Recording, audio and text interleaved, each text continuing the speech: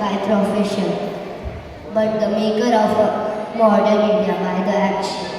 शिक्षण म्हणजे वाघरीचे दूध आहे. महात्मा फुलांची brave I Savitribai Phule opened the first school for girls in 1848. Think about it, why world told girls to stay quiet. They were given a voice. They founded Satyasojak Samaj to seek the truth and told them to fight for the dignity of every human. Friends, we often read them in history books. What if they were here today? Think about it. What if Mahatma Jyotiba Phule and Mahatma Savitribai Phule saw us with our school bags, tablets and mobile phones? What they would say? आइए देखते हैं एक छोटा सा संवाद जहाँ अतीत और वर्तमान मिलते हैं. Let's welcome Miss Durga in the role of Mahatma Savitribai Phule and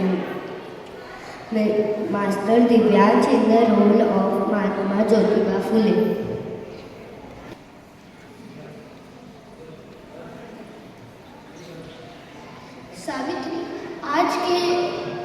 Savitri हम ज्ञान के चंद कमरों और स्लेट तक पहुंचने के लिए पत्थर और कीचड़ झेले थे. आज वह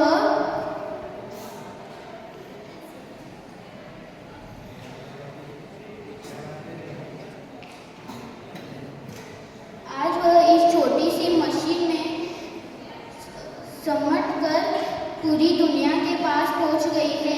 इसे कहते हैं डिजिटल इंडिया. सच कहा आपने सीख जी. आज विज्ञान सिर्फ अपने हाथों में किताब नहीं बल्कि पूरी दुनिया को बदलने की तकनीक है. लेकिन क्या आपको लगता नहीं अभी भी कहीं ना कहीं समावेश की कमी है? क्या यह तकनीक हर उस बच्चे तक पहुंच जाएगी वो गाँव के आखिरी छोर पर बैठा है? ठीक कह रहे हो. शिक्षा का असली महत्व साक्षर नहीं होता. आज के समय में क्वालिटी एजुकेशन का मतलब है सबकी भागीदारी. चाहे कोई अमीर हो या गरीब, चाहे कोई किसी भी जाति या धर्म का हो, हमें समान अवसर देना चाहिए. यदि तकनीक सिर्फ कुछ लोगों की जागीर बनकर रह जाए तो वह समावेशी नहीं हो सकता. बिल्कुल. और समावेश सिर्फ जाति और धर्म का नहीं बल्कि सोच का भी होना चाहिए. सावित्री आज के सत्य शोधकों को समझना चाहिए कि शिक्षा का असली उद्देश्य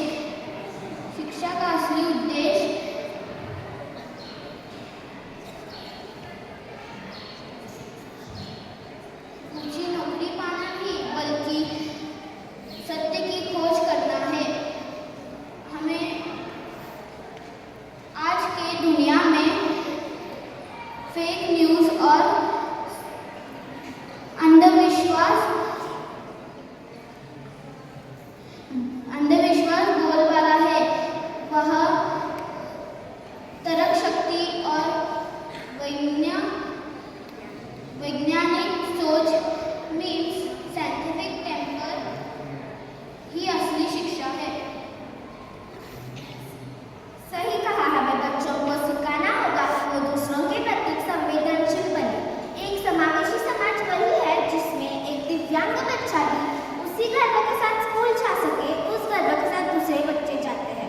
शिक्षा वही है जिसमें भेदभाव की दीवारें तोड़े जाते हैं ना कि जोड़े जाते हैं. हमारी मशाल आज भी जल रही है. शिक्षा